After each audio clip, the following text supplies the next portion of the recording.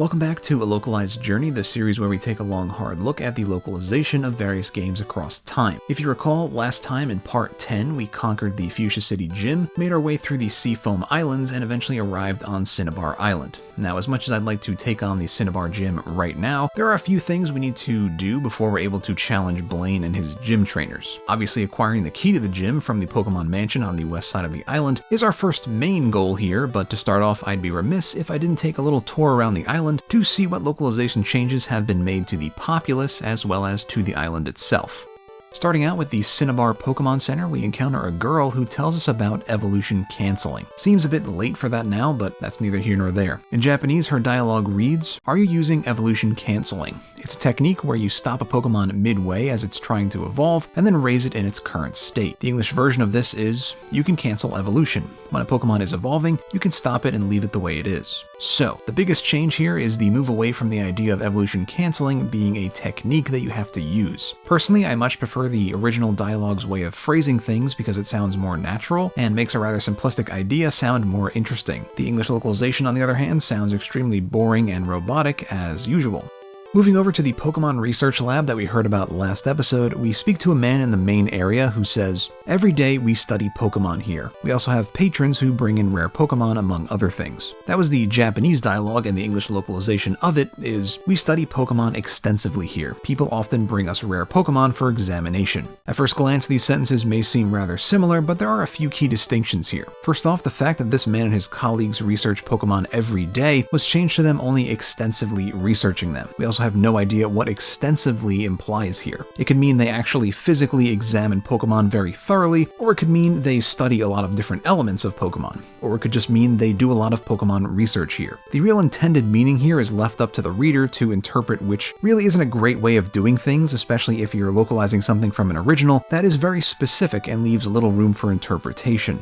The next main change here is that in the English localization, it is explicitly stated that the rare Pokemon people bring in are brought in for examination, while the original Japanese says nothing of the sort. This is the exact opposite of the previous change, and it's equally as bad. In both cases, we have the level of detail given to the player modified at the whim of the localizer, and as far as I'm concerned, any change to the detail level of a script during localization is a net negative. In one case, you're misleading the players into believing something is there when it really isn't, and in the other, you're depriving players of knowing what the real intention of a piece of dialogue is by hiding or straight up removing key details. I don't know about you guys, but both of these things sound pretty bad to me. Continuing with the Pokemon Research Lab, we encounter a guy who, like us, found a fossil in Mount Moon. In Japanese, he says, "I found a fossil in Mount Moon." Apparently, it's a fossil of a rare Pokemon. The English localization of this is, "I found this very strange fossil in Mount Moon. I think it's a rare prehistoric Pokemon." As far as I'm concerned, there are once again two major problems with this localization. Number one, the implication in the Japanese script that this guy heard from someone at the lab that his fossil was one of a rare Pokemon was changed to him just assuming, with no basis at all, that the fossil is of a rare prehistoric Pokemon. This is a bit of a head scratcher for me because, as we'll see in a moment, there's someone in the lab that specializes in the study of Pokemon fossils, so it makes perfect sense for this guy with the fossil to have met him and found out about the fossil he found, but for some reason, the English localizer thought, nope, we don't like continuity or foreshadowing here, and completely rewrote the dialogue. It's a bad way of doing things for sure, but most of all, it just doesn't make sense. I guess that is a running theme with this game's localization though, so I shouldn't be too surprised. And now for the second major problem with the localization, there is a decent amount of unnecessarily added detail. The localizer decided to throw in some descriptive terms like very strange and prehistoric when the original game didn't provide the player with such details. You guys should know by now how I feel about altering the level of detail in a game's dialogue, so I'll just end this off by saying this is just as bad as every other instance of altered detail we've run into so far. Moving over now to the fossil specialist we were just talking about, he says in English, "Hiya, I am important doctor. I study here rare Pokemon fossils. Have you a fossil for me? Oh, that is Dome Fossil. It is a fossil of Kabuto, a Pokemon that is already extinct. My resurrection machine will make that Pokemon live again. So, you hurry up and give me that." We then get the notification that the player handed over the Dome Fossil, followed by the doctor ending the conversation with, "I take a little time. You go for walk a little while." So, at this point, it's pretty obvious that something's going on here, right? Well, as it turns out, this weird sentence structure and choice of words is due to this professor being another example of a foreigner speaking broken Japanese in the original game. The Japanese is about as comprehensible as the English, so in that regard, the translator did a pretty good job here. Oddly enough, this is one of the better examples of localization we've seen with this game, which is really weird because this seems like something that a normal localizer wouldn't even attempt to translate correctly into English. Why special attention was paid to this NPC and not others, I have no idea, but it's good to see, even if it is a fairly rare occurrence. Now, not to rain on the parade here or anything, but there is one change that I'd like to bring up with this dialogue, and that is the way in which the game refers to the doctor here. In Japanese, the game calls him the, quote, strange doctor, while the English doesn't call him anything at all. This is yet another example of the English game removing the name of a character when giving or receiving items from them. Typically, I wouldn't say this is a huge problem, but here I think it is especially important because not only is this the only place that this character is named, it also may show the impression this doctor has given to the player character, implying he is capable of forming his own thoughts, which isn't something we see done very often with Pokemon main characters.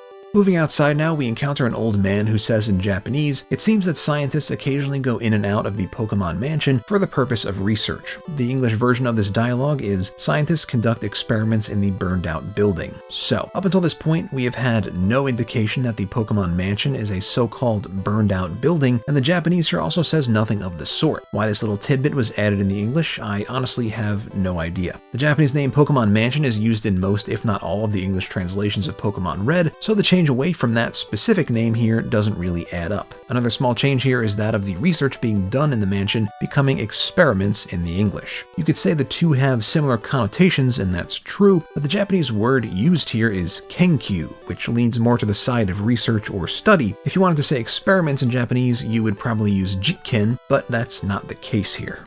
Next, we speak to a girl in the same area as the previous man, and she tells us a bit about Blaine, the gym leader on Cinnabar Island. In Japanese, she says, Blaine of the Cinnabar Gym is apparently a weirdo who's been living here since before the laboratory was built. The localization of this is, Cinnabar Gym's Blaine is an odd man who has lived here for decades. As you can probably tell, this is a relatively okay localization except for one glaring change. That is, of course, the random addition of the fact that Blaine has been living on Cinnabar Island for specifically decades. The Japanese text has no mention of a specific amount of time, so this change amounts to nothing more than fan fiction by the localizer. Moving slightly north now, we come across the sign for the Cinnabar Gym, which tells us a bit about Blaine. First of all, in Japanese, his name is Katsura, which of course is another reference to a plant, in this case the flowering tree known simply as Katsura. There's also the possible reference to Katsura meaning wig, since Blaine is a follically challenged individual. This is further reinforced by Blaine's appearance in the Pokemon anime, where he is first introduced disguised in a wig. Other than that, there is also the connection to a Japanese word for fire, or hi, whose onyomi is typically ka, as in Katsura. Katsura is described by this sign as being the hot-headed quiz master in English, but in Japanese he is known as the hot-blooded quiz oyaji, or old man. A bit of a stretch changing oyaji to master, in my opinion, as the two have literally nothing to do with one another. This change also essentially rewrites Blaine's character to appear more reputable than he actually is in the Japanese. For a sign like this that is typically used to hype up a gym leader as an extremely powerful trainer in the Japanese, to just refer to a leader as an old man says a lot about that person's character. It really drives home the fact that Blaine is meant to be an oddball above all else, and the English just goes the complete opposite direction and calls him a quiz master. This is yet another example of how a small change can greatly affect the way the audience perceives a character.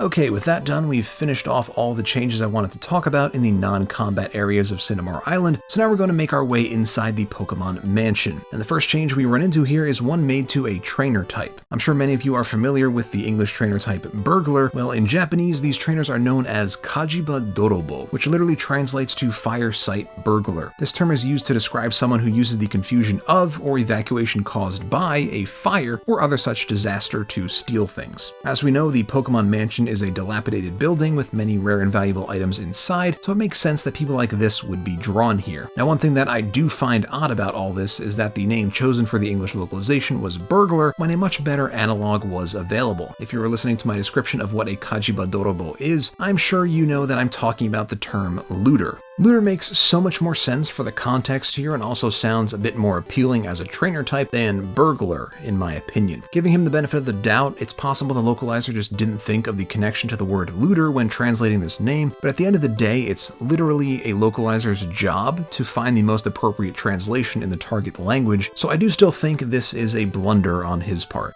Moving on now to the lost dialogue of one of the looters in the Pokemon Mansion. He says in Japanese, "Wah, the stuff inside my furoshiki has." As we've seen a number of times already, this is a typical example of a Japanese sentence that trails off at the end, leaving the remainder of the thought to be implied by the reader. In this case, that implied meaning would be that the stuff inside this looter's furoshiki has spilled out. If you're wondering what a furoshiki is, it's a traditional Japanese cloth shaped like a square that's typically used for wrapping up objects to carry around or store. Many popular depictions of burglars and thieves in Japanese culture feature furoshiki, and that's most likely why we see one here. As for how the English localization handled this dialogue, well, let's just say they did their best. In English, this burglar says, "Oh no, my bag of loot." Now, like we just discussed, the localizer specifically chose to name these trainers burglars rather than looters, but in this case he chose to use the word loot when referencing the contents of this gentleman's bag. Normally I'd have no problem with this, as there really isn't a good equivalent that I know of for a furoshiki filled with stolen goods in English, but with the context of these trainers being called burglars and not the more appropriate looters, this change does start to sting a bit. As you all most likely know by now, I'm a stickler for consistency in localization, and these changes are the exact opposite of consistent.